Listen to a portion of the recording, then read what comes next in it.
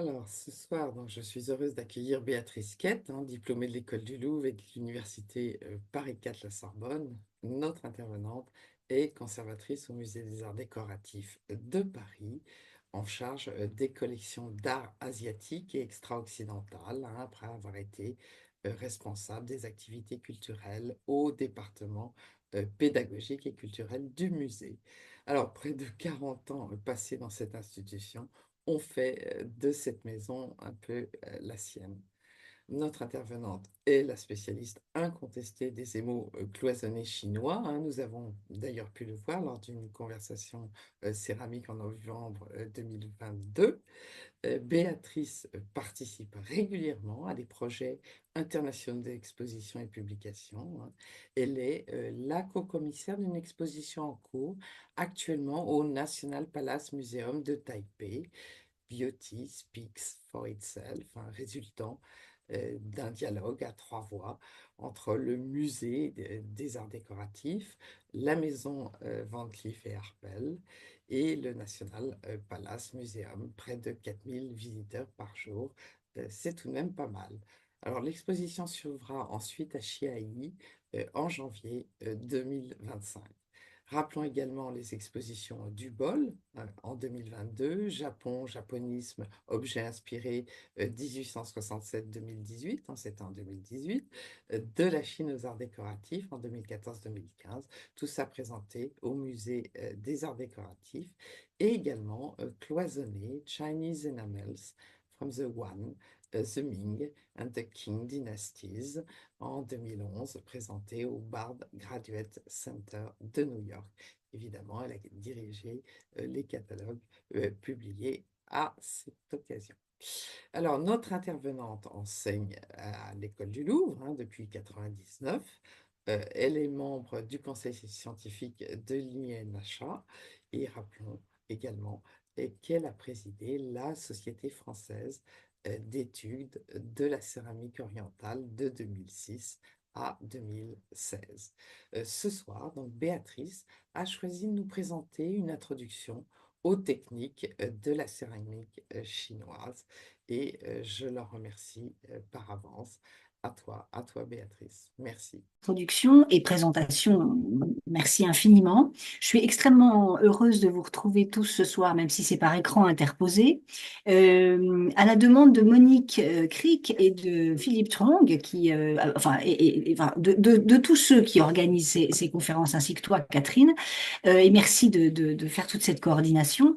J'avais effectivement proposé de faire une conférence sur les techniques. Alors, sur les techniques de céramique, vous allez voir, c'est une initiation. C'est vraiment, j'insiste sur ce point, c'est une initiation, c'est une manière de balayer un petit peu les différentes techniques qui se trouvent en Chine. Et surtout, c'est une manière de revoir peut-être de manière très étape par étape, la manière dont on peut réaliser un objet.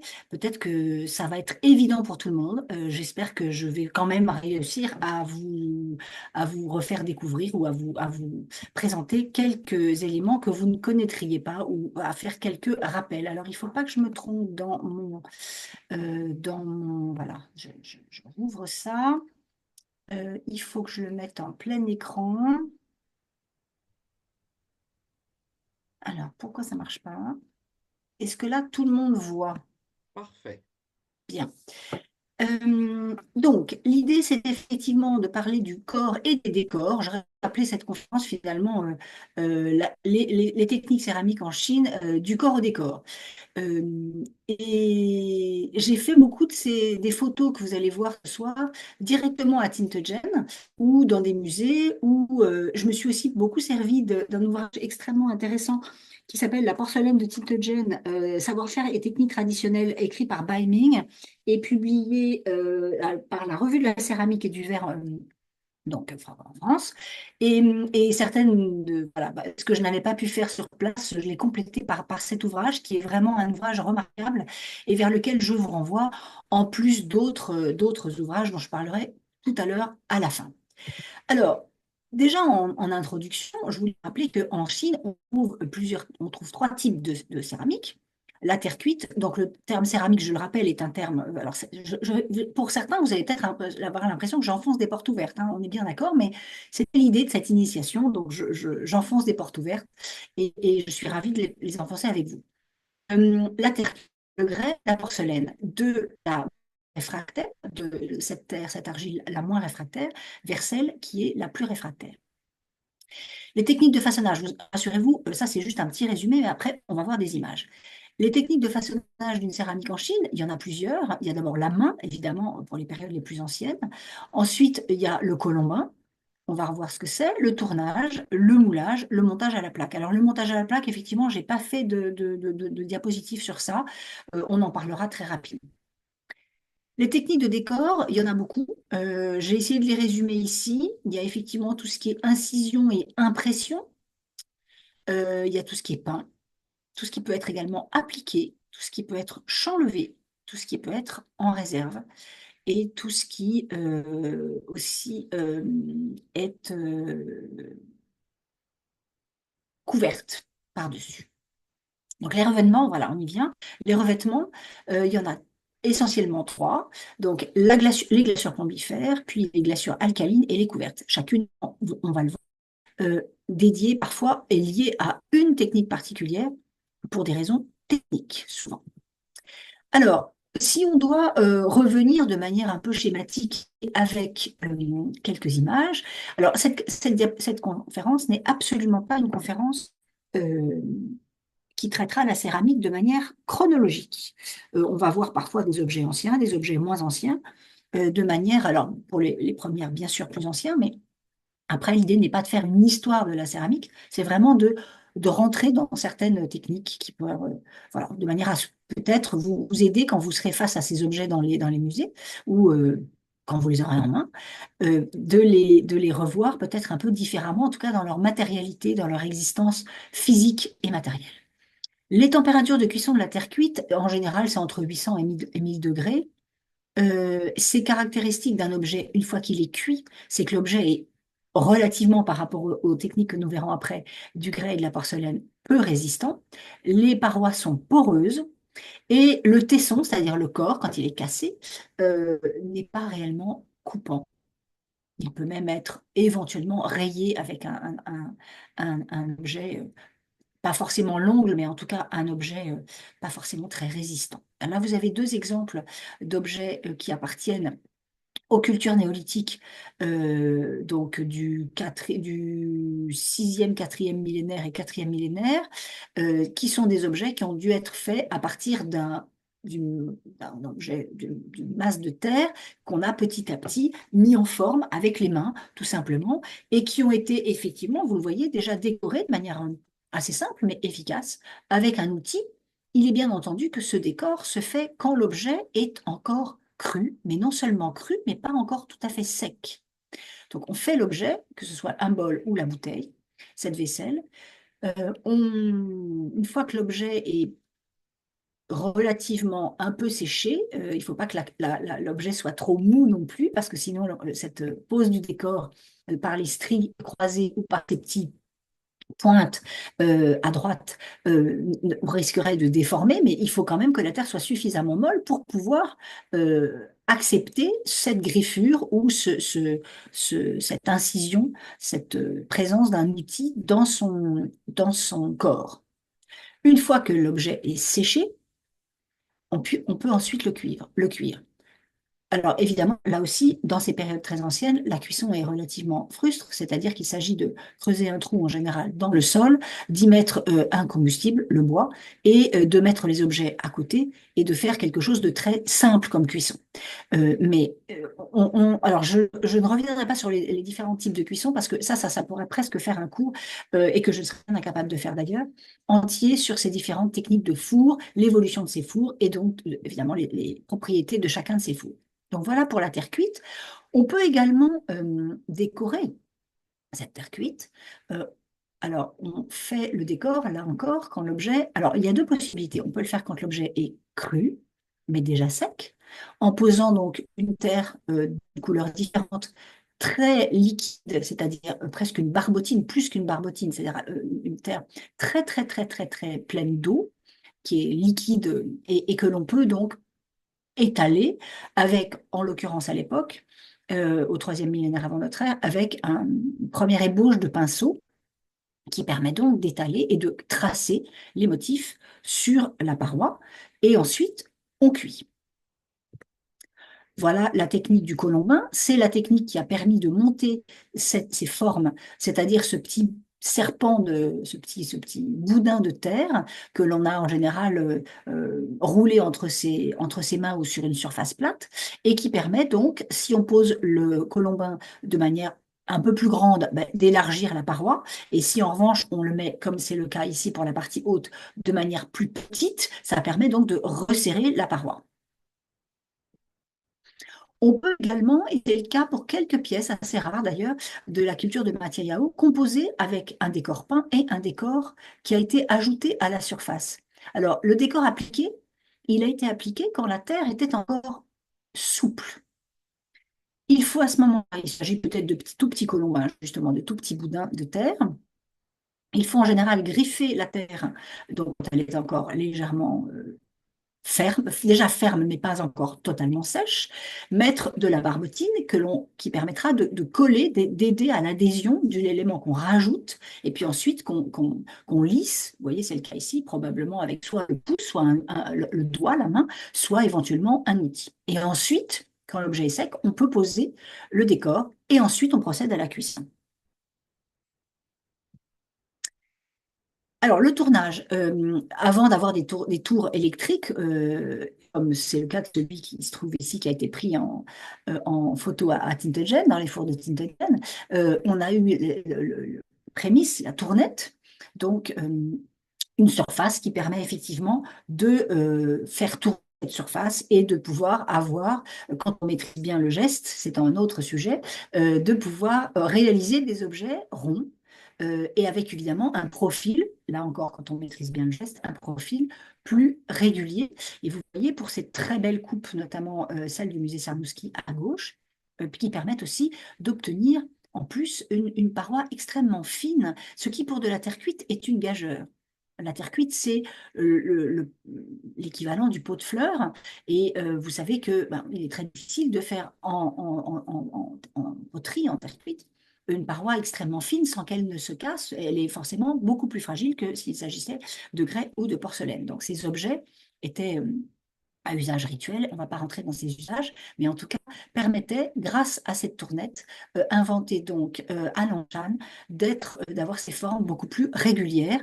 Et ici, vous avez une technique d'enfumage qui permet d'avoir aussi ces terres très noires et cette esthétique particulière. Le moulage, pour faire un objet, l'avantage du moulage, c'est qu'on peut répéter en mettant en se servant à plusieurs reprises de ce moule, en mettant de la terre à l'intérieur et ensuite en rejoignant les différentes parties du moule. Alors, il faut d'abord faire un objet que l'on va ensuite mouler. Et c'est ce moule qui peut être en deux parties, comme c'est le cas ici, ou en plusieurs parties, qui va permettre de répéter l'opération et de reproduire le même objet en plusieurs exemplaires jusqu'à ce que le moule soit abîmé. Alors évidemment, ici, la terre a complètement rempli le moule, mais en général, on s'arrange pour que la paroi soit régulière. Et donc, on peut éventuellement enlever une partie de la terre quand elle est déjà un peu raffermie, mais suffisamment souple encore justement pour pouvoir la creuser avec un outil type mirette aujourd'hui. Et on va pouvoir avoir une paroi relativement dans l'épaisseur et régulière, de manière à ce qu'à la cuisson, l'objet ne soit pas endommagé. Et quand on joint les deux parties d'un moule, il faut là encore griffer la terre et coller les deux parties ou toutes les parties avec de la barbotine, de la même terre, donc une terre très liquide, de la même terre mais très liquide, et il faut toujours veiller, bien sûr, à laisser un petit trou, un trou ou un plus gros trou, un trou devant, de manière à ce que l'air, au moment de la cuisson, qui évidemment prendra plus de place avec la chaleur du four, ne fasse pas claquer l'objet. Alors, par exemple, ce qui a été utilisé pour réaliser cette armée de terre dont vous avez tous, que vous connaissez tous, c'est un peu une tarte à la crème de l'histoire de Chine et de la production en céramique en Chine. Mais ce qu'il faut se dire, c'est que ces figures qui sont extrêmement grandes, qui font pas loin de 2 mètres de haut, ont été réalisées là aussi grâce à des moules qui ont permis effectivement d'avoir séparément les têtes, puis les bustes, puis la partie basse. Et tout ça donc dans une production absolument industrielle. Vous imaginez le nombre de kilos, de tonnes d'argile qu'il a fallu avoir, préparer pour pouvoir réaliser tout ça, le nombre de moules à réaliser et aussi la taille des fours. Et alors, particulièrement pour ces objets, la peinture a été posée après cuisson, ce qui fait qu'effectivement, la polychromie a généralement presque disparu. Et c'est une autre option, mais qui du coup, effectivement, fait que la polychromie est beaucoup plus fragile si elle est posée après la cuisson, car elle n'a pas subi cette haute température, enfin cette relativement haute température, et donc elle est beaucoup plus fragile, mais admirez quand même ce travail de moulage absolument exceptionnel pour réaliser ces quelques 6 à 8 000 figures humaines ou de chevaux. Dans les terres cuites, elles peuvent être également peintes. Là, vous avez quelques exemples peintes donc avant cuisson de différentes périodes, des Han au Tang. Euh, Ça sera l'occasion d'ailleurs de faire un petit clin d'œil à la prochaine exposition de Guimet justement sur les Tang. On a hâte de voir cette belle préparation par nos collègues de Guimet. Et là, je vous montre 2 objets d'ailleurs de la collection de Guimet qui vous montrent bien donc cette manière de décorer une partie de ces objets, en l'occurrence des objets utilisés à des fins funéraires, mais on n'est pas là pour parler d'usage, mais uniquement de technique. Des objets qui sont probablement moulés dans les 2 cas. Nous avons également, possiblement, sur cette terre cuite, alors je n'ai pas rappelé que la terre cuite, en tout cas la majorité de cette terre cuite, en tout cas quand elle est rouge, elle est issue de la décomposition du granit. Et grâce au vent, grâce à l'eau, à l'action de l'eau, eh bien, on retrouve donc ce mélange de, de terre Béatrice, cuite qui garde est bien ton micro près de toi parce que là, sinon ça on va comme t'entend. ça? Voilà. Pardon, excusez-moi. On retrouve donc cette argile qui donc est le résultat de cette décomposition donc du mica et des différents composants du granit que l'on a en général mélangé à un fondant donc de la silice en général, qui permet aussi de renforcer la texture de la pâte. On peut en en décor de surface, rajouter donc des glaçures. Alors ces glaçures sont composées d'une matière vitreuse, généralement la silice, ou à base, un matériau qui s'appelle du quartz à base du silice, et qui doit aussi surtout être, puisque la silice nécessite une très haute température de cuisson, que le corps de l'objet ne supporterait pas, on doit rajouter un fondant, en l'occurrence du plomb, d'où le mot de glaçure plombifère, et si l'on veut obtenir une couleur, en l'occurrence ici le vert, il faut rajouter en ce cas-là un oxyde métallique, et pour ce cas présent du verre, il s'agit de l'oxyde de cuivre. Pour la technique des 3 couleurs que l'on trouve plus tard à l'époque des Tang, particulièrement, magnifiquement. Et là, je vous montre cette très belle objet du musée Guimet. Il y a donc 3 différentes couleurs, même, on appelle ça même quand il n'y a pas les 3 couleurs. Et ces 3 couleurs sont obtenues, toujours le vert grâce à l'oxyde de cuivre, l'ocre grâce à l'oxyde de fer et le bleu de cobalt, importation arrivée donc de l'Ouest en Chine, grâce à ces routes de commerce.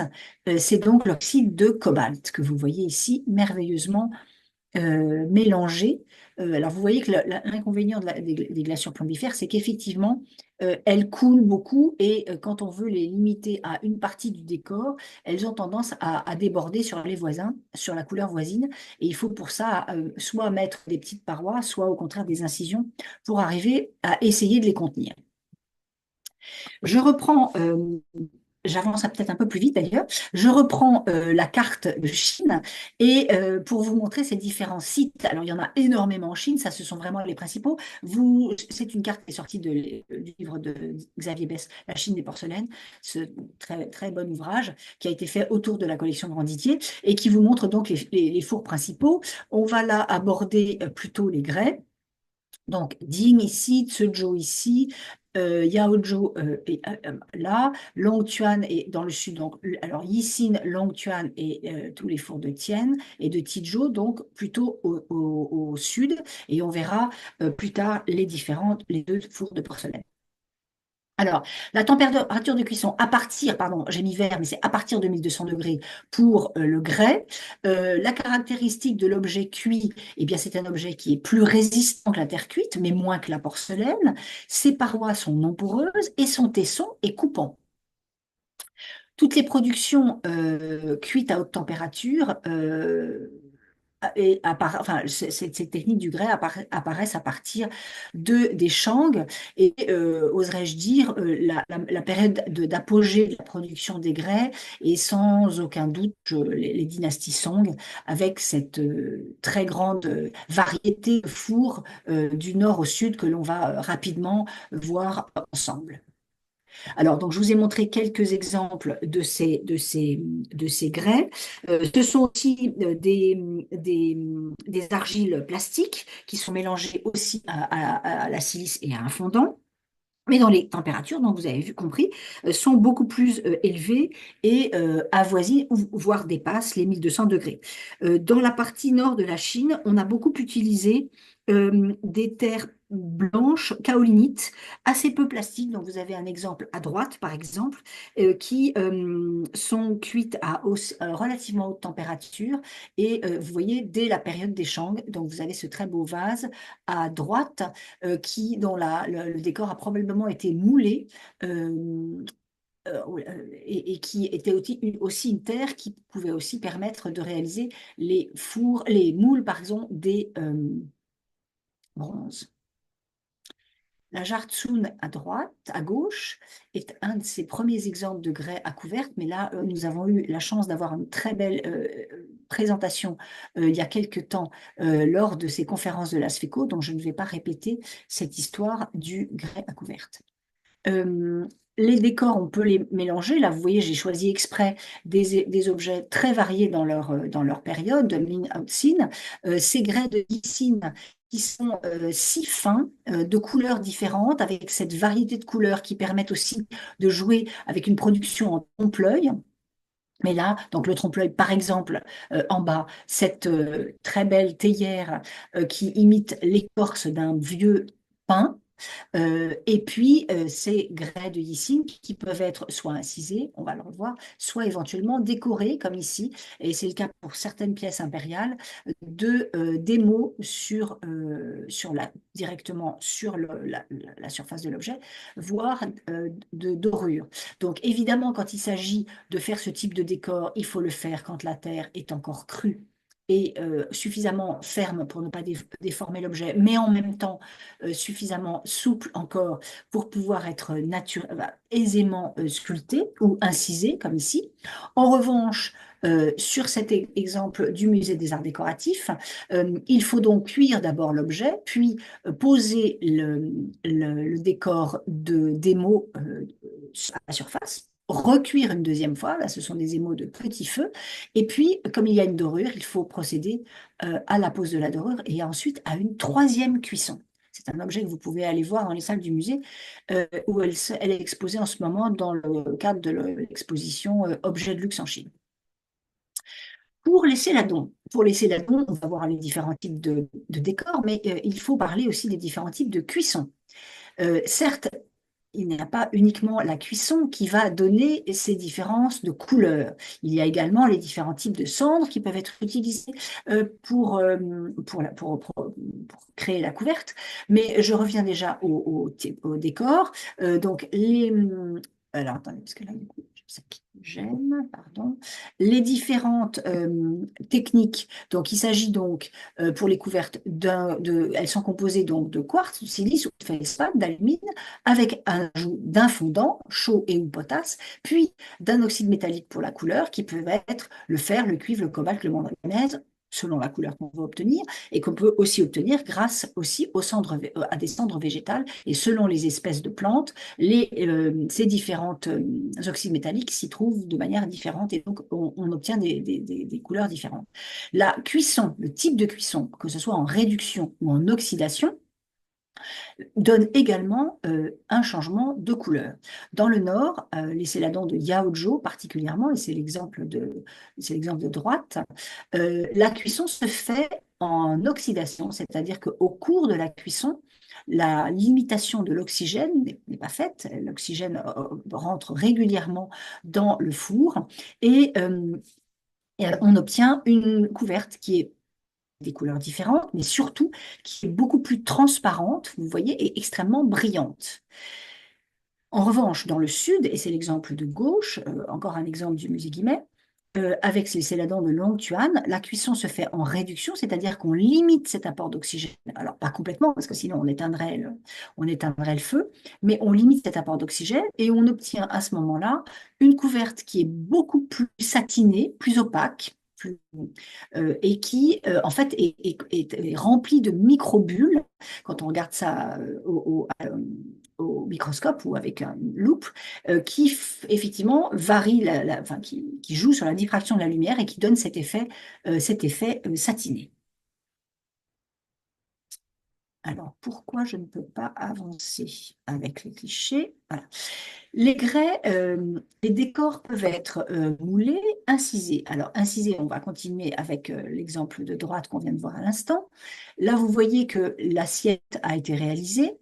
Les décors, la forme générale de cette branche de fleurs, de feuilles, a été réalisée probablement même par champ levé, c'est-à-dire on a enlevé la matière pour ne garder en relief que ce trait principal, et on a ensuite complété par un décor incisé pour griffer la partie des feuilles, en tout cas qui représente le feuillage.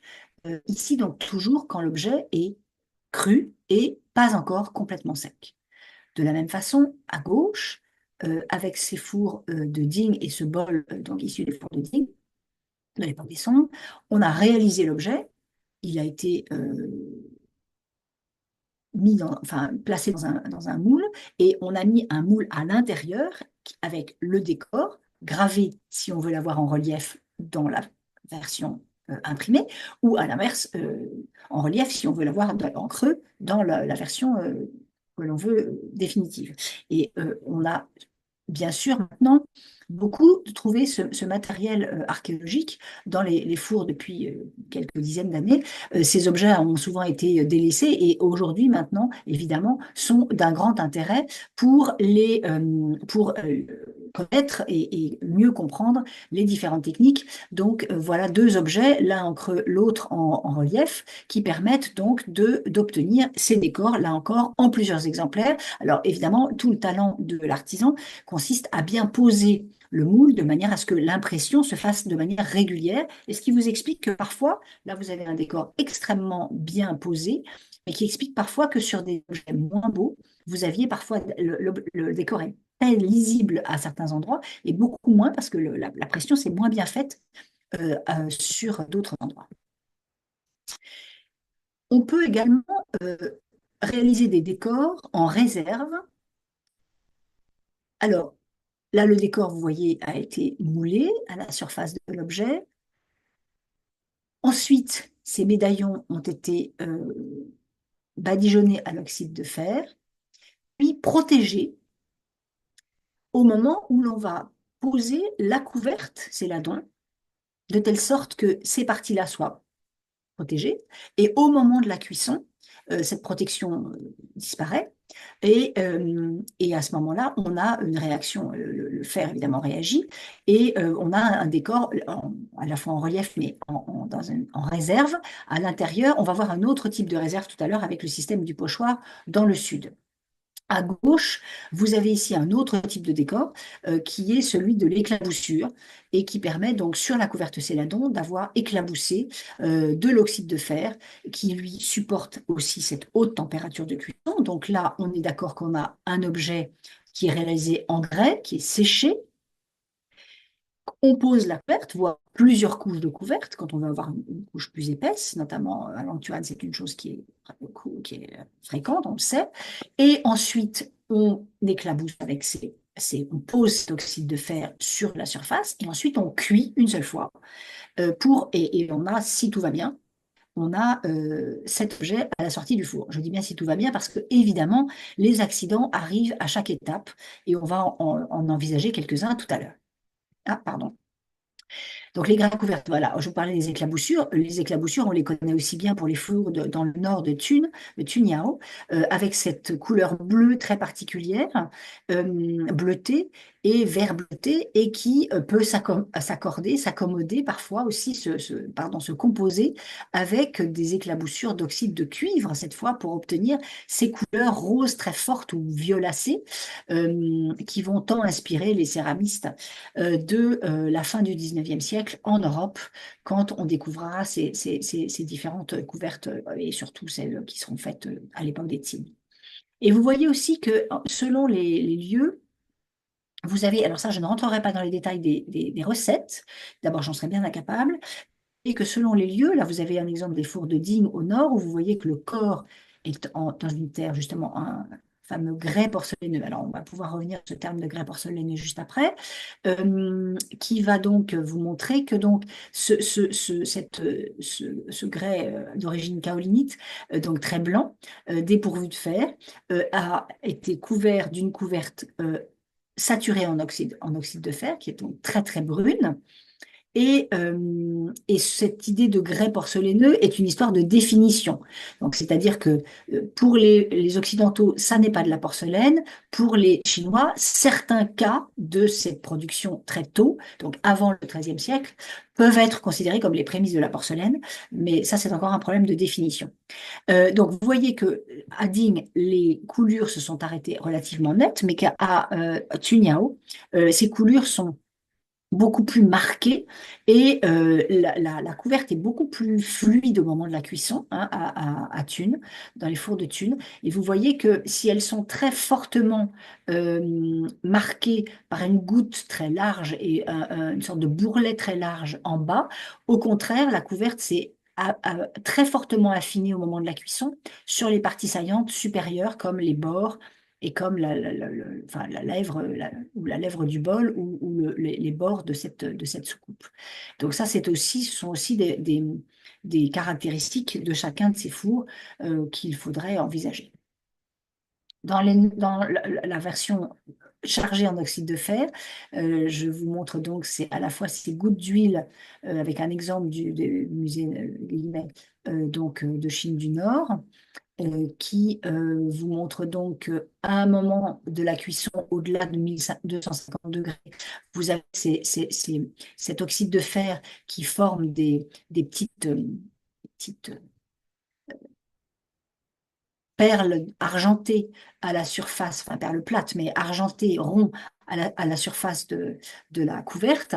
Et ça, c'est une explication que nous avait livrée Jean Girel, et qui, si on poursuit la cuisson, finissent par couler et se transformer en ce qu'on appelle les fourrures de lièvre, donc ces espèces de stries qui ont fait le grand succès de ces productions des fours de Tienne dans le sud de la Chine et qui ont tant inspiré les céramistes japonais avec ce que les Japonais ont appelé pour la lecture des caractères, non pas Tianmu, mais Tenmoku. À droite, à nouveau un décor réalisé avec ce principe de la réserve, mais là avec deux couches de couvertes. Sur le grès sec, on pose une première couverte très sombre, donc très chargée en oxyde de fer. Puis sur cette couverte, toujours accrue, on pose des petits éléments de papier qui viennent protéger, que l'on colle, qui viennent donc qui sont collés sur la surface de l'objet. Et puis on pose, et là probablement avec un principe de bambou et une petite gaze, une deuxième couverte, donc par projection, une deuxième couverte à l'oxyde de fer, mais vous voyez avec une concentration d'oxyde de fer inférieure qui donne cette couleur plus claire et qui va donc être partout, sauf évidemment là où il y a les pochoirs. Et quand l'objet est cuit, enfin, ces couvertes sèches, on les cuit une fois, et bien sûr le papier va disparaître, enfin ce pochoir va disparaître et aura protégé de la deuxième couche de couverte et donc réalisera ce type de décor. Alors, les couvertes craquelées. Là, je vous montre exprès un objet contemporain qui nous a été très généreusement donné il y a peu de temps par un galeriste très généreux à notre endroit, et une pièce plus ancienne, donc de la dynastie Tsin, du musée des arts décoratifs. Le principe de ces couvertes craquelées, c'est-à-dire d'avoir cette espèce de tressaillure, donc de ces fendillements de la couverte euh, en général assez épaisse, donc souvent posée en plusieurs couches, il faut qu'il y ait une différence de coefficient de dilatation entre le corps et la couverte. Et au moment du refroidissement, ces craquelures se forment naturellement. Elles sont donc traditionnellement mises en valeur par un système que les Chinois ont développé, vous voyez, en tout cas pour l'objet de gauche qui n'a pas été appliqué ici. Elles sont mises en valeur par de l'encre. Évidemment, comme c'est une très légère fente microscopique dans l'épaisseur de la couverte, l'encre va rentrer dans l'épaisseur de cette couverte. Et ce qui est intéressant, et ce qu'en général, ce qui est particulièrement apprécié, c'est quand il y a un deuxième réseau de craquelures qui se forme avec le temps, souvent peu de temps après la sortie du four, mais qui va évidemment être pas visible, peu visible au départ, et qui, avec le temps, avec les salissures, avec l'usage, surtout si on boit du thé, par exemple, à l'intérieur, va se révéler.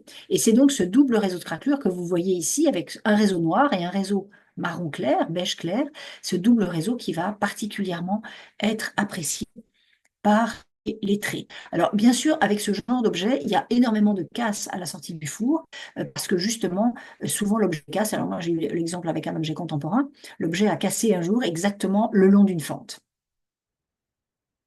Mais ça donne un aspect presque, vous voyez, avec cet objet contemporain, presque de glace, hein, de glace qui se craquelle.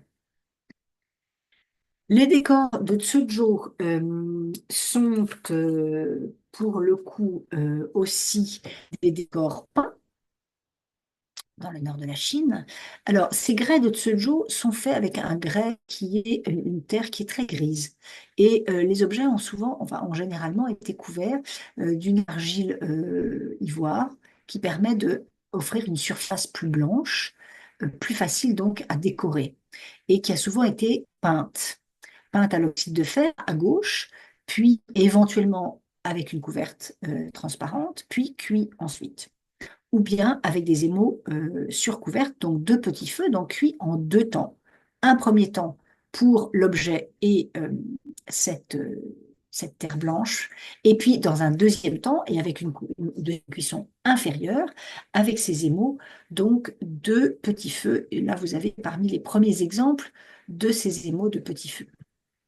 Mais on peut également découvrir, réaliser des décors de manière champ levé, puisque le corps est gris et que l'on met cette épaisseur d'argile plus ivoirine par-dessus pour cacher justement ce côté gris. On peut aussi, si on grave, si on chanlève, donc on peut inciser, c'est le cas ici, mais on peut aussi chanlever, c'est-à-dire qu'on gratte, on enlève une partie, on enlève le champ, et on retrouve le corps gris en dessous, et ça permet de révéler le décor.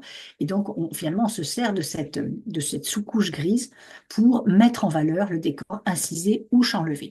À Tsujo, on a aussi révélé parfois le décor en deux couches. Une première couche ivoire, une deuxième couche noire surchargée en oxyde de fer. Et là, on peut gratter juste la surface noire pour obtenir un décor noir sur fond blanc ou un décor blanc sur fond noir. Et on peut parfois même jouer avec les trois couches et jusqu'à retrouver le corps gris en dessous. Alors, les couvertes alcalines, elles remplacent les couvertes plombifères, notamment pour les grès, car le plomb ne pourrait pas supporter une si haute température de cuisson. Et donc là, le fondant n'est plus le plomb, mais un oxyde de sodium ou de potassium. Et puis là encore, pour la couleur, on rajoute toujours un oxyde métallique, le bleu de cobalt, en l'occurrence pour le bleu foncé, le cuivre pour le turquoise, le manganèse pour le violet, le jaune l'antimoine, et je crois que je n'ai rien oublié, j'espère. Et là, vous avez à droite un tabouret, donc et là, c'est là où il faut effectivement, les couvertes alcalines sont malgré tout un peu moins fluides que celles qui sont plombifères, mais malgré tout, elles le sont toujours. Et la Chine a inventé, avec ces fameux farois, deux types de manières de contenir ces couvertes colorées, soit en incisant légèrement le bord du motif, qui fait que du coup, bah, la couverte va hop, s'arrêter un peu dans le creux et moins déborder, soit au contraire, en faisant un relief, comme une sorte de petite cloison, un petit mur en relief, et là, effectivement, la couverte va plutôt rester dans cette petite cavité et éviter de déborder, normalement. Puis vous voyez ici avec cette figure de Shulao, vous avez aussi la tête, les mains et les pieds qui étaient restés, eux, sans couverte. Et là, vous avez donc ce qu'on appelle le sorte de biscuit, enfin en tout cas le grès brut, sans aucune brillance de surface, qui donne donc cet aspect très mat. Alors, les techniques de porcelaine, et c'est beaucoup le sujet de cette conférence, elles sont évidemment différentes quand elles sont à Tintogen et à Deux Rois. Parce que déjà, les matières sont communes, mais pas complètement les mêmes. Déjà, alors, pour resituer sur la carte, ici, vous avez Tintogen et ici, vous avez Deux Rois. Et je vais me limiter, et vous allez voir que je vais même me limiter essentiellement à Tintogen. Je ne vais évoquer Deux Rois que très rapidement, puisque Jon Songren nous avait fait le plaisir de présenter de manière admirable cette production à Deux Rois, et je ne vais certainement pas rajouter quoi que ce soit, puisque je n'ai rien à ajouter à tout ce qu'il a dit, et au contraire, j'ai moi-même beaucoup appris lors de cette conférence. Alors, les débuts de la porcelaine, et c'est là où je reviens sur cette notion de grès porcelaineux, ce que les Occidentaux appellent porcelaine, c'est quand il y a normalement au moins du kaolin et ou de la pierre à porcelaine. On va revenir sur ces deux objets, sur ces deux matières. Sans cela, de roi, donc c'est bien de la porcelaine, puisqu'il y a un ingrédient qui est la pierre à porcelaine plus un peu d'argile, mais donc il faut forcément qu'il y ait les deux. Tant qu'il n'y a pas ça, euh, l'Occident a décidé que ce n'est pas de la porcelaine. Les Chinois plus, et là vous avez les premiers exemples d'une terre extrêmement blanche, très résistante, avec cette couverte légèrement verte, puisqu'on voit que quand elle s'accumule, elle glisse, elle est très, très fluide, et quand elle s'accumule dans la partie basse d'une coupe, elle a cette teinte légèrement verte avec, vous voyez, cette tressaillure assez forte. Et là, je vous renvoie vers soit l'objet de Cernuschi, que vous avez sous les yeux, soit l'objet identique ou très proche, en tout cas, du musée Guimet. Donc, la porcelaine, la pierre à porcelaine, autrement appelée en chinois Paitunse, ou l'argile, ce fameux kaolin primaire, issu donc de ces euh, de kaolin, et pardon, tous les deux sont des éléments absolument importants et indispensables pour réaliser cette porcelaine.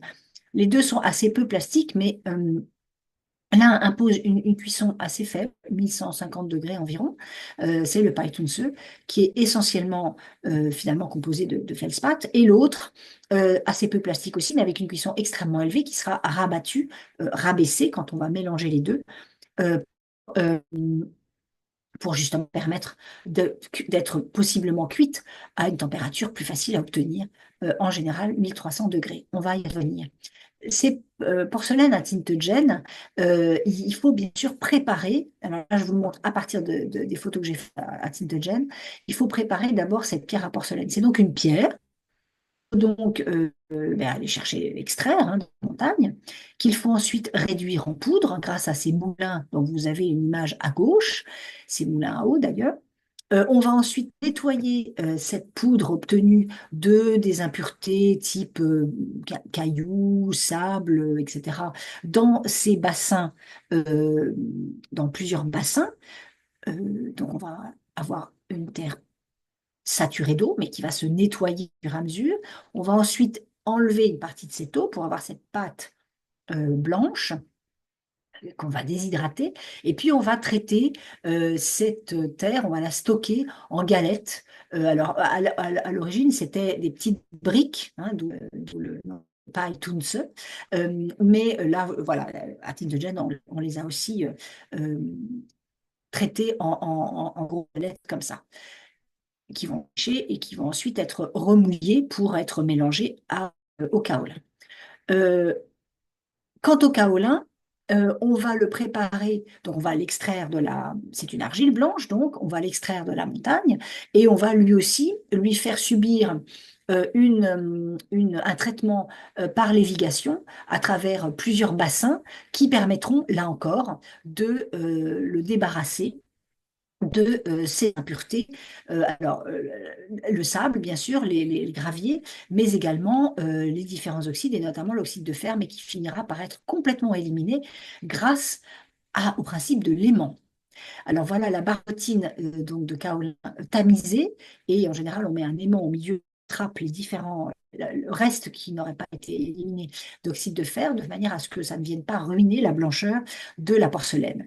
La barbotine est donc tamisée, elle est installée dans des baquets. Le mélange kaolin, ça c'est pour Tintogen, le mélange kaolin et Paitunse est a eu des pourcentages différents. Il est en général, surtout tardivement, de à peu près 50%, 50%, et il est mis à raffermir dans ces baquets, à pourrir, à se mélanger pour que les deux se mélangent parfaitement avant d'être utilisés. Et la légende dit que les enfants de potiers se voyaient réserver des terres, des baquets, puisque plus la terre pourrit, meilleure elle sera, plus elle sera mélangée et plus exceptionnelle elle sera pour le potier qui s'en servira le plus tard possible. Donc cette porcelaine, la température de cuisson, quand elle est mono-ingrédient, par exemple à deux rois, est autour de 1150 degrés, et quand il est bi-ingrédient, est entre 1280 et 1350 degrés. On peut toujours cuire plus, mais après le risque, c'est que les choses se explosent. La caractéristique de l'objet cuit: l'objet est très résistant, il est bien plus réfractaire que les exemples de terre cuite et des grès que nous avons vus. La paroi est non poreuse, et là encore, le tesson est extrêmement coupant. Euh, les débuts de la production de porcelaine, tels que nous l'entendons, est vraiment le début des XIIIe siècle, au moment des Song du Sud, particulièrement à Tintegen, avec les fameux Tsinpai, dont on va voir quelques exemples tout à l'heure. Et la période d'apogée, alors c'est discutable, on aura le droit on pourra en discuter, c'est vraiment peut-être d'abord le XVe siècle, les grands moments de Xuan De à Chenhua, et puis à nouveau le XVIIIe siècle avec ses productions exceptionnelles de la fin du règne de Kangxi à Yongzheng et Tianlong, qu'on verra aussi à la fin. Alors, à deux rois, en effet, on utilise le païtunce, donc cette pierre à porcelaine, mais il faut bien la mélanger quand même à un liant, parce que sinon, ça serait comme du gros sucre, hein, et on la mélange à un petit peu d'argile blanche, mais qui permet donc d'obtenir des objets donc, qui nécessitent une moins grande température de cuisson et qu'on obtient généralement par le principe du moulage. Et vous avez deux exemples, on n'a choisi que deux exemples, donc pour ne pas être redondante à l'exceptionnelle conférence que nous avait fait Yang Song. J'ai choisi un objet de guillemets et un objet des arts décoratifs. Et puis, c'est quelques exemples aussi pour vous montrer aux arts déco, placé sous la source lumineuse, pour vous montrer aussi ce jeu de transparence de cette porcelaine faite avec le Paitunce. C'est lui qui apporte cette translucidité à la pâte dans le mélange, dans les porcelaines qui sont faites ensuite à Titegen. Et c'est vraiment le Paitunce qui apporte cette translucidité qui va tant fasciner les Occidentaux quand les bateaux vont arriver chargés de ces cargaisons blanches ou pas. Là, par la même occasion, vous voyez quelques décors à la fois imprimés ou incisés. On va y revenir. Alors, si on reprend les étapes de fabrication d'une porcelaine, j'ai éliminé, vous avez compris, le décor, enfin, la fabrication, la réalisation à la plaque. La réalisation à la plaque, on prend de la terre, on la met en plaque de manière à ce qu'elle soit d'une épaisseur régulière, on coupe ces plaques et on les associe, on les colle de manière avec le principe toujours de la barbotine, c'est-à-dire en griffant et en les associant, qui permet d'avoir des formes en général anguleuses et qui est opposée à celles que nous voyons à l'instant, donc celles qui permettent d'être obtenues par le tour et qui sont normalement, si le tourneur est bon, parfaitement circulaires. En tout cas, c'est le but du jeu. Le monsieur là que j'ai pris en photo était capable de sortir un bol en moins d'une minute. Donc là, il en a fait à peu près 10 ou 20 en 20 minutes. Donc, il part d'une grosse masse de terre, puis il dégage donc la forme, il coupe le bol, vous voyez, de manière en gardant un pied très, très haut, parce qu'évidemment, la terre est suffisamment trop souple pour pouvoir constituer le pied à ce moment-là. Et s'il essayait de le faire, il s'écraserait complètement, ne serait-ce qu'avec le poids de l'objet lui-même. Donc, il va falloir le traiter dans un deuxième temps. On fait sécher donc ces bols, pas complètement. Il faut que la terre soit, comme ils disent les textes chinois, il faut que la terre ait la consistance du cuir mouillé. Et vous voyez, on reprend donc le bol qu'on met à l'envers, cette fois le tour, et on va procéder au tournassage. Le tournassage avec des outils métalliques, permet donc de passer de ce pied très épais, vous voyez, à un pied extrêmement fin qui va être dégagé dans la terre encore suffisamment souple pour pouvoir le faire, mais suffisamment ferme pour ne pas déformer ce qu'on est en train de faire. Ce tournassage permettra également d'affiner la paroi du bol et éventuellement d'en changer légèrement le profil. Donc ça, c'est une étape extrêmement importante. Le séchage des parties, ben, après, il faut effectivement finir de tout à fait faire sécher avant la pose du décor ou de la couverte ou de la cuisson. Pour les très grandes pièces, eh bien, on les réalise parfois par tournage, hein, c'est le cas par exemple de ces grands vases, mais vous voyez, on les fait en plusieurs morceaux. Alors, il faut parfois être deux pour réaliser ces morceaux importants. Il faut avoir beaucoup de force, hein. Ensuite, on associe les différentes pièces avec toujours le système de la barbotine. Et là, vous voyez très très bien que ces vases ont été faits en au moins 3 ou 4 morceaux. Donc, vous voyez, ce qui est important, c'est qu'en fait, chaque étape de cette réalisation d'une pièce n'est pas faite, et c'est particulier à la Chine, n'est pas faite par le même artisan. Le tournassage est fait par la même personne. L'association des différents objets pourrait être faite par la même personne, mais ensuite le décor va être fait par d'autres personnes, la pose de la couverte va être faite par d'autres personnes, et chacun a un rôle très précis, et vraiment le taylorisme qui était déjà d'usage sous les Tsins, au moment de la réalisation de cette armée de terre, bien sûr, fait aussi l'efficacité de ces productions de céramique en Chine. Si on décide qu'on veut une pièce blanche, on pose la couverte. La couverte, c'est une composition avec un élément commun au corps, le paille translucide, et de la chaux, qui permettra donc, quand la couverte est crue, d'avoir cet aspect de lait, laiteux, blanc, mais qui, avec la cuisson, va devenir transparente. Et comme elle a l'élément de feldspath commun avec le corps, va permettre de complètement se fondre dans le corps au moment de la cuisson, ce qui fait que, contrairement par exemple aux massures combifères qui peuvent se desquamer. Pensez aux pots d'Anduze en France qui, s'ils passent plusieurs hivers dehors, vont finir par se desquamer complètement. Eh bien, pour la porcelaine, ça n'est pas possible. Donc voilà différentes manières de poser cette couverte, soit par presque plonge l'objet, hein, alors là encore, il y a une histoire de vocabulaire. Si vous parlez avec notre chère Hélène Huret de la production à Limoges ou avec nos collègues de Sèvres, chère Catherine, eh bien, on ne vous parlera pas de pose de la couverte, on vous parlera de la pose de l'émail. Mais pour la partie asiatique, normalement, le vocabulaire est différent.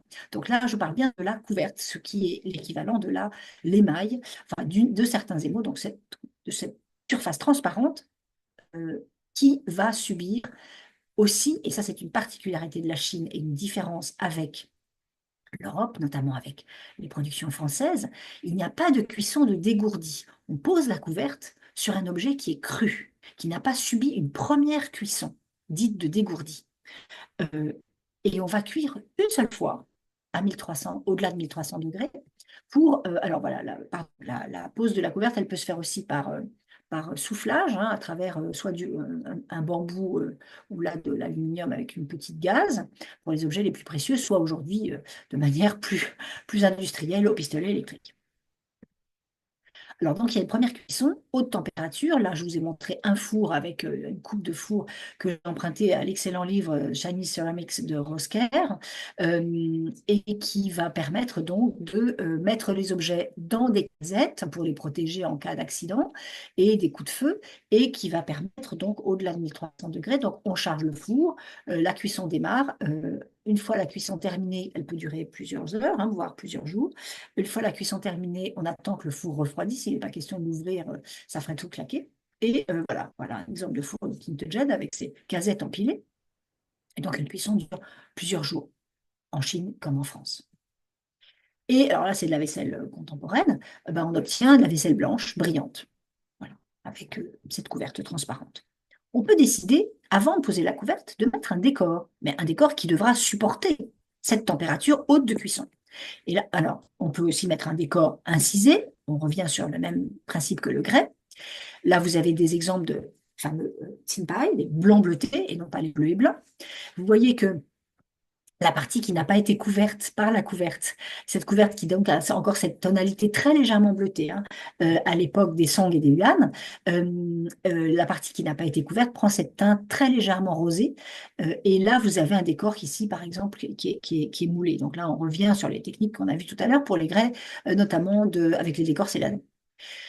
On peut faire des décors plus en relief, donc sculptés, gravés, alors à main levée ou avec un décor qu'on fait à l'avance. On peut aussi, là vous avez un exemple ancien, on peut aussi, et là je reprends des photos que j'ai faites cet été dans l'exceptionnelle exposition du musée Guimet au cœur de la couleur de la collection, donc Joe étant du très célèbre collectionneur hongkongais Richard Kahn. Et vous avez ici cette porcelaine de Tintelgen qui a été incisée et qui, donc la paroi étant plus fine, en transparence avec le jeu de la lumière, a fait apparaître un décor qui sinon est caché. Donc là, vous avez les décors bouddhiques, là, vous avez un décor de double dragon, et là, vous avez aussi un décor de dragon, et qui, vous voyez, avec ce jeu de lumière qui était remarquablement bien fait dans l'exposition, permettait donc de révéler ce décor qui sinon reste secret. Il y a également des décors qui peuvent être appliqués, ajourés, appliqués ici pour la partie de ce perlage, ajourés avec cette double paroi. Et vous voyez ici qu'il y a un espace entre les deux parois, mais vous voyez ici, avec cet objet du musée des arts décoratifs, qu'il y a également une double paroi, puisque c'est bien une aiguière, et que là, vous avez plein de trous. Donc, il faut bien qu'il y ait deux parois pour que le récipient serve vraiment de contenant. Et cette paroi, dégagée de la paroi intérieure, propose un décor ajouré de dragon qui, à l'origine, était doré. Vous avez aussi ce décor, et là je reprends encore des images que j'ai prises cet été en vue justement de cette conférence dans la sublime exposition de Guimet, avec ce décor que vous connaissez sous le nom de grain de riz ou fleur de riz. C'est ce qu'on appelle en chinois le décor Linglong. C'est un décor qui serait, je relis, je vous transmets le texte qui accompagnait le cartel de ces deux objets, qui serait à l'origine un accident de cuisson avec effectivement une couverte qui aurait glissé dans un décor ajouré comme celui qu'on vient de voir à l'instant, et qui accidentellement aurait rempli le vide et ce qui aurait ensuite été exploité comme un moyen de décor. Donc, vous voyez, un décor moins secret et moins caché que celui des incisions que nous venons de voir à l'instant. Et d'ailleurs, ce décor aura eu un très grand succès aussi également au Japon. Les décors peints, il nous reste un quart d'heure. Rassurez-vous, on va aller jusqu'au bout. Il y a d'abord les couleurs de grand feu qui sont donc sous la couverte. Alors, on peut les appliquer avec deux types de méthodes. soit à main levée, pour les artistes les plus doués, mais quand on veut reproduire le décor à l'identique sur plusieurs objets, c'est parfois bien difficile de le faire à main levée, et on fait souvent appel à un poncif, c'est-à-dire à un papier sur lequel on va tracer le décor, on va faire des trous pour les lignes principales du décor, puis on va poser ce papier troué sur l'objet cru. On va passer un tampon chargé à fil de charbon. En enlevant le papier, les petits trous vont s'être remplis de ce charbon et qui va permettre ensuite au peintre de lier les petits points pour arriver à avoir le décor. Et ainsi, en refaisant ce même processus sur plusieurs objets, on pourra obtenir à coup sûr exactement le même décor. Alors, vous avez ici l'exemple à main levée. Et là, si on doit faire un deuxième objet, ben, il n'aura pas exactement le même décor. Ce sera finalement deux pièces uniques. Même si elles ont exactement la même taille, il y aura forcément des éléments très légèrement différents. Et puis ici, vous voyez, la jeune femme qui est ici, elle est apprentie et elle est en train de lier les petits points du décor qui a été fait ici en rouge pour justement tracer au cobalt. Et vous voyez que le cobalt, l'oxyde de cobalt, quand il est cru, il est de gris foncé. Il ne se révélera bleu qu'à la cuisson. Et quand il faudra justement que cette cuisson atteigne près de 1300 degrés pour que le bleu se révèle, sinon il resterait gris.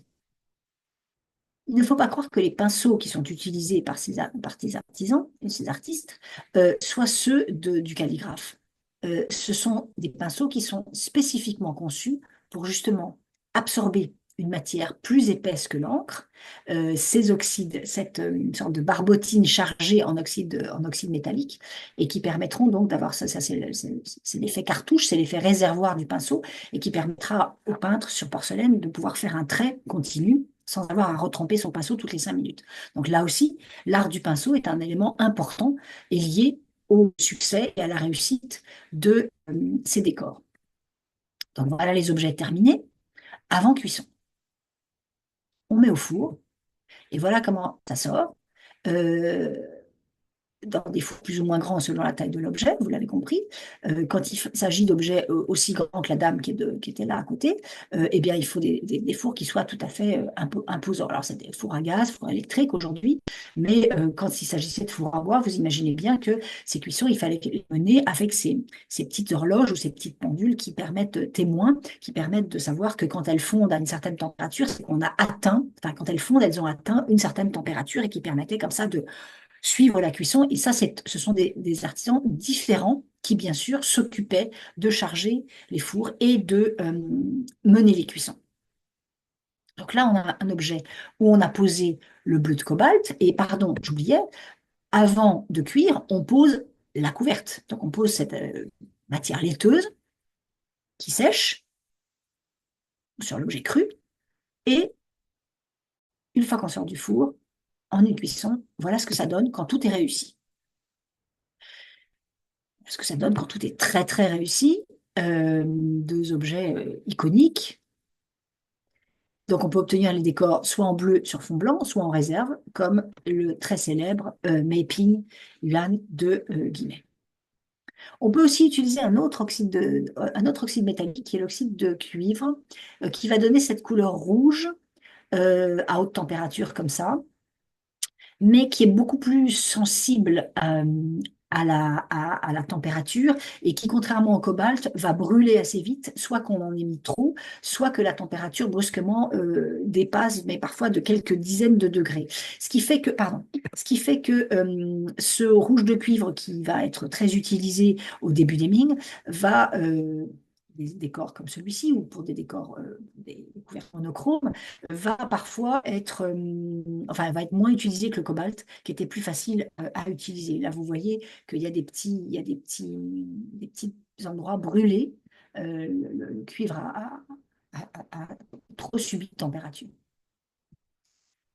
Alors, on peut aussi jouer avec le décor bleu et ou la couverte. Et là, vous avez un magnifique porte-pinceau des collections du musée Guimet. J'ai fait exprès de choisir des objets que vous pourrez aller voir le plus facilement possible. Euh, et vous avez ici un double jeu, donc un triple jeu de couleurs, mais aussi d'abord blanc ou bleu, donc un double jeu, et puis un jeu aussi de brillant mat. Donc tout ce qui est mat n'a pas eu de couverte, donc c'est la porcelaine, c'est le biscuit.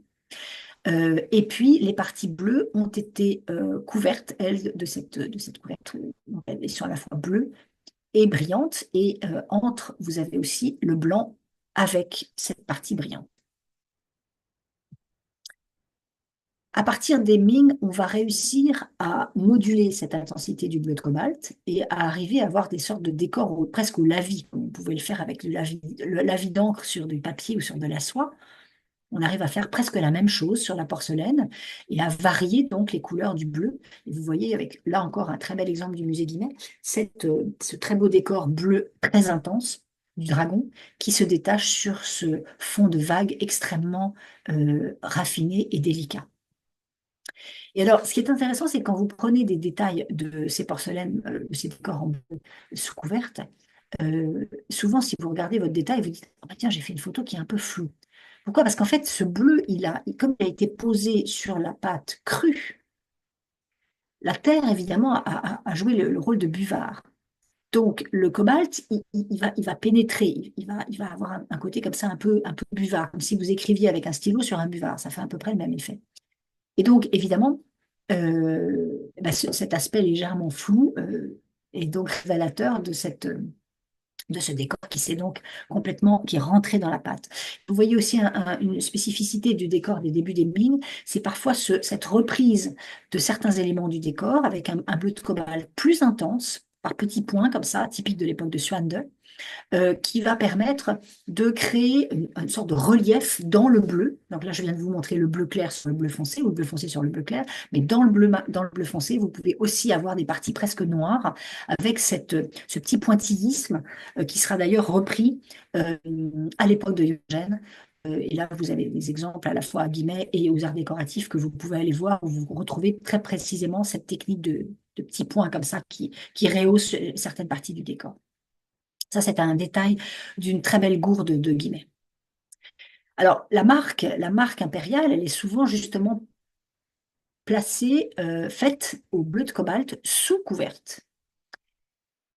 Ce qui fait que quand vous avez un objet au bleu de cobalt avec cette marque sous la couverte, il y a deux options. De toute façon, la marque a été faite avant la cuisson. Ça, vous l'avez bien compris maintenant. Donc, de deux choses l'une. L'objet est vrai, mais ça, c'est l'expérience aussi, l'expertise de celui qui regarde par rapport au décor, par rapport à la forme, par rapport à beaucoup d'autres choses qui permettent de dire c'est un objet qui est de l'époque de Suande, puisque c'est la marque de cet objet, ou alors c'est un faux plus tardif. Mais de toute façon, la marque aura été faite au moment où la pièce a été faite. On ne peut pas rajouter du bleu de cobalt après la cuisson. Ça, c'est pas possible. En revanche, quand la marque est par exemple rouge de fer sur couverte, bon, ben ça, on a pu le rajouter n'importe quand, mais avec quand même une deuxième cuisson. Alors, parfois, vous avez des objets assez exceptionnels comme celui-ci, où vous avez une composition faite avec ces deux couleurs sous couverte, du rouge de cuivre et du bleu de cobalt. Vous avez aussi avec le rouge par-dessus, mais vous avez assez rarement pour les raisons que je viens d'évoquer, en raison de la subtilité, du caractère plus compliqué de maîtriser ce fameux rouge. Et puis ça, c'était pour le clin d'œil. Quand vous vous promenez à Tintegen, même les feux rouges sont en porcelaine, avec ces magnifiques décors de montagnes bleues. Voilà, c'était pour le petit clin d'œil de la conférence. Alors, les accidents de cuisson sont nombreux. Et là, je vous en montre deux. Un ancien avec cette pile de bol qui a ben voilà, la couverte à coller. Donc, malheureusement, on ne peut plus rien faire. Autant quand l'objet est cru, si on le casse, ben, on peut toujours remettre l'objet dans de l'eau et la terre se remélange. Mais une fois que l'objet a subi une première cuisson, on ne peut plus rien faire, à part éventuellement décorer un mur en mettant tous les ratés de cuisson dans un mur. C'est ce qu'on trouve souvent à type de gêne ou dans les lieux de four de céramique. Mais c'est tout ce qu'on peut en faire. Il peut arriver que la terre, vous voyez, ait été mal préparée, ou qu'il y ait eu, enfin en tout cas, ces fissures qui se soient formées au moment de la cuisson. Et là, c'est pareil, il n'y a rien à faire. Là, en l'occurrence, c'était un très très grand poisson, presque 2 mètres de haut. Avec ce petit bébé, c'était une commande pour le jardin d'un riche chinois. Et ben, il y en avait un qui avait été raté, donc il fallait le refaire. Donc là, il y a quand même un gâchis de matière brute qui est quand même, et puis de temps de cuisson, qui est quand même très, très imposant. Et puis parfois, ça reste collé au fond de la casette. Alors, c'est le cas, par exemple, de ces grès, à la fois de Tienne pour celui de Guimet et de Thune pour celui des Arts Déco. Ben là, tout est resté collé. Et là, là aussi, il n'y a pas grand-chose à faire parce que les objets sont assez compliqués à utiliser comme ça. Ça aussi, c'est du matériel que vous retrouvez, qui se retrouve maintenant assez fréquemment sur les différents sites Internet, qu'on peut acheter plus facilement, mais qui pendant très longtemps n'a pas été du tout considéré et qui aujourd'hui ressort et fait parfois la joie des collectionneurs. Alors, les décors peints, ah oui, il faut que je me dépêche. Les décors peints, les couleurs à peindre, donc de petits feux qui imposent donc une deuxième cuisson, eh bien, on les place donc sur un objet qui peut avoir du bleu ou pas du tout, mais en tout cas qui a déjà été cuit avec la couverte, qui a donc subi une première cuisson. Et sur cette couverte transparente, on réalise des décors avec des couleurs qui ne supportent pas le grand feu et qui donc, mais avec une gamme de couleurs plus large, qui sera posée au pinceau et qui impliquera qu'on fasse une deuxième cuisson autour de 800 degrés. Alors, dans les exemples incroyables et spectaculaires et sublimes de cette association de couleurs sous couverte et des mots sur couverte, vous avez bien sûr les dozai, les couleurs ajustées. Et là, j'ai un détail d'une pièce de la Percival David Foundation où vous voyez bien que les traits principaux des motifs ont été tracés au bleu sous couverte. Et ensuite, après la deuxième cuisson, on a mis à l'intérieur, on a posé à l'intérieur de ce trait l'émail vert ou le rouge, vous voyez, entre les deux traits bleus, et on a procédé à une deuxième cuisson. Alors là, c'est un temps extrêmement long. On peut aussi, là vous avez des exemples à la fois de Chenroy et de la technique qui a été beaucoup reprise à l'époque de Kangxi, avec des couleurs nouvelles. Et puis, vous avez une façon plus facile et plus rapide d'utiliser ces couleurs sous couverte, le bleu en l'occurrence, et les couleurs sur couverte. C'est la technique des 5 couleurs qui n'impose pas qu'on rentre, on soit obligé de se contenter de rentrer dans le trait bleu et qui compose en revanche des éléments bleus qui sont d'abord tracés et puis ensuite qui sont complétés par la pose des mots sur couverte, mais donc entre les différents motifs peints en bleu. Et dans ce cas-là, si la marque doit être faite, elle est faite évidemment au début, au moment de la pose du bleu. Là, vous avez deux exemples, deux émaux sur couverte, un émail, une couleur sous couverte, le bleu, et deux émaux sur couverte, l'aubergine et le vert. Et vous voyez que pour les différencier, quand vous hésitez, vous voyez bien que ce bleu ne réagit pas du tout à la lumière avec le même reflet parce qu'il est sous la couverte alors que celui-là est passé dessus, donc réagit beaucoup plus en réflexion. C'est un moyen éventuellement de savoir si vous hésitez entre le bleu et... Avec l'époque de Kangxi, on va justement arriver à un grand changement. On va mettre le bleu sur la couverte comme un émail, et ce qui sera plus simple aussi à poser. Et dans ce cas-là, uniquement la couverte, pardon, la marque sera posée dessous. Et là, on a donc un émail bleu, et vous voyez que cet émail bleu, il réagira de la même façon que le vert à cet effet lumineux. Et vous avez donc seule la marque sera placée sous couverte, le reste étant tracé en une seule fois et cuit à 800 degrés. Et si on doit rajouter de l'or, comme c'est le cas ici pour ce plat, probablement destiné à l'exportation vers le Japon, il faut à ce moment-là cuire une troisième fois à une température encore inférieure, autour de 400 degrés. Là, vous avez quelques effets de trompe-l'œil, tant aimés par l'époque de Kangxi, entre autres. Cette couverte si particulière là, de grand feu, dite peau de pêche, par exemple la collection More, ont une très très belle collection. Et puis parfois, une autre technique qui s'associe, et alors là, c'est vraiment le jeu des techniques qui s'additionnent. Sur la couverte, on va poser de la laque et on va incruster le décor avec des éléments de nacre, tout ça dans une épaisseur qui fait à peine 1 millimètre. Et nous avons la chance aux arts décoratifs d'avoir cette paire de vases couverts avec cette technique qui associe la porcelaine avec ce décor de laque incrusté de nacre. Et puis ce bas de vase qui a été récupéré, réutilisé et laqué à l'intérieur pour probablement pouvoir être utilisé comme un bol. Quelques détails pour vous montrer donc l'apparition de ces couleurs soufflées avec ces familles dites roses, vocabulaire donné par Albert Jacquemart au XIXe siècle, comme vous le savez. Et là, vous avez effectivement, à partir de la période de Yangzhen, cet émail rose, mais aussi cet émail blanc qui s'ajoute à la blancheur de la porcelaine. C'est quand même un luxe absolument incroyable. Et cet émail noir que l'on retrouve, qui s'est beaucoup développé pendant la période de Kangxi. Le plaisir de vous montrer ces assiettes à multiples bordures, dit au 1, 2, 3, 4, 5 bordures, mais parfois jusqu'à 7 bordures. Et surtout, le dos, et là je vous invite à aller les voir aux arts décoratifs ou à Guimet, le dos avec ce rose très très vif que les marchands appellent rubiback, qui est justement ce rose, mais traité de manière très très intense, et surtout cette paroi extrêmement fine, dite coquille d'œuf, non pas parce qu'elle a été réalisée cette porcelaine avec de la coquille d'œuf, mais parce qu'elle est fine comme une coquille d'œuf.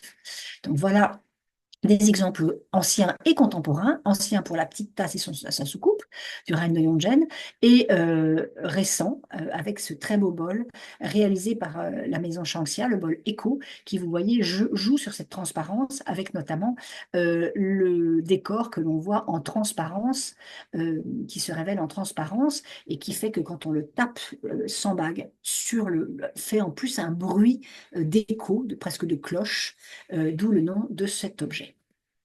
Et puis pour terminer, avant les quelques questions, euh, quelques détails pour vous faire apprécier aussi l'exceptionnelle qualité de ces décors de l'époque de Tianlong, Yongzhen, Tianlong. Regardez le petit fan, ça c'est un objet de guillemets. Ce petit fan, il doit faire à peu près 2 centimètres de long, mais regardez avec quelle délicatesse, avec quelle précision le peintre a réussi à lui rendre son pelage, c'est l'intérieur de ses petites oreilles roses, enfin vous voyez, et le détail du pain, du rocher, de tous les éléments de la nature qui sont représentés presque aussi précisément que sur une peinture. J'ai fini, c'est promis. Et pour vous montrer une déclinaison de plein de techniques différentes, mais sur une même forme, voilà, là, il faut aller à San Francisco.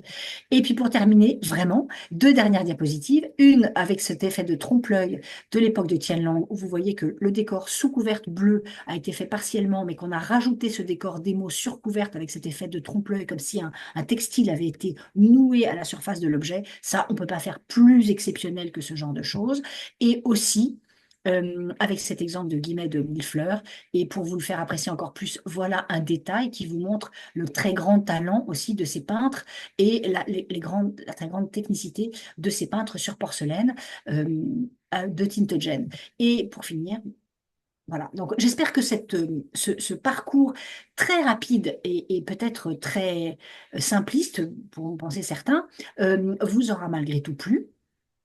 J'en profite pour donc vous redire cette conférence du 12 décembre que Catherine vous a annoncée tout à l'heure, en vous disant surtout, surtout, n'oubliez pas de vous inscrire si ça vous intéresse, mais j'espère pouvoir vous y accueillir. Merci infiniment à tous et je réponds à vos questions si vous en avez, bien sûr. Merci beaucoup.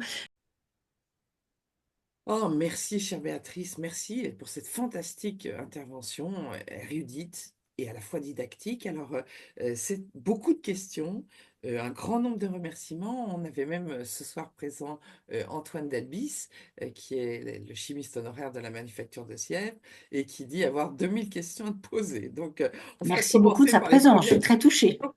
qui sont là. Alors, Béatrice, y a-t-il des techniques européennes qui sont actuellement utilisées en Chine? Alors, je vois celle des émaux surcouvertes qui, effectivement, sous l'influence des jésuites, seraient arrivées au XVIIIe siècle en Chine en remplaçant les émaux translucides pour faire que certains émaux devenaient opaques. Mais je pense que dans ce domaine, peut-être un Philippe Colomban serait beaucoup mieux que moi à répondre à cette question précisément. Ah ben oui, là justement, il a mis un petit mot. Tiens, je le lis. Là, la plupart des couleurs opaques sur couverte sont arrivées d'Europe fin 17e Hmm. et le jaune d'étain est sans doute arrivé fin 16e, venant du Japon, ramené par les jésuites portugais. Ah, voilà, c'est Merci intéressant. beaucoup, Merci Philippe. effectivement. Alors, autre question. Que veut dire couleur dure? Alors, c'est la traduction de Yinsai. qui effectivement est le terme chinois de ce que nous, en Occident, nous avons l'habitude d'appeler famille verte, sachant que ce terme de famille verte a été en effet imaginé, enfin créé, inventé, dit pour la première fois par Albert Jacquemart au XIXe siècle dans des articles qu'il publie pour la Gazette des Beaux-Arts. Et effectivement, nous avons l'habitude d'appeler ça famille verte, mais la traduction du chinois serait famille dure, pardon, couleur dure, yin Ouais, super. Donc, comment obtient-on la couleur sang de bœuf? avec l'oxyde de cuivre. Avec l'acide de cuivre, bien évidemment. Et quand les émaux de petit feu ont-ils été utilisés pour la première fois et où en Chine? Alors, à ma connaissance, et je vous ai montré là un exemple, à Tsuzhou, il y avait un bol avec à l'intérieur, je vous ai montré un bol vu de dessus, avec Oui. un motif de poisson en rouge, avec quelques éléments verts. Et ça, ce sont les premiers émaux de petit feu, donc, qui auraient été utilisés sur les grès de Tsuzhou vers le 12e, enfin, à l'époque des Song. Entendu. Alors, et quels matériaux sont utilisés pour les protections, en fait, pour les gazettes? Les gazettes qui...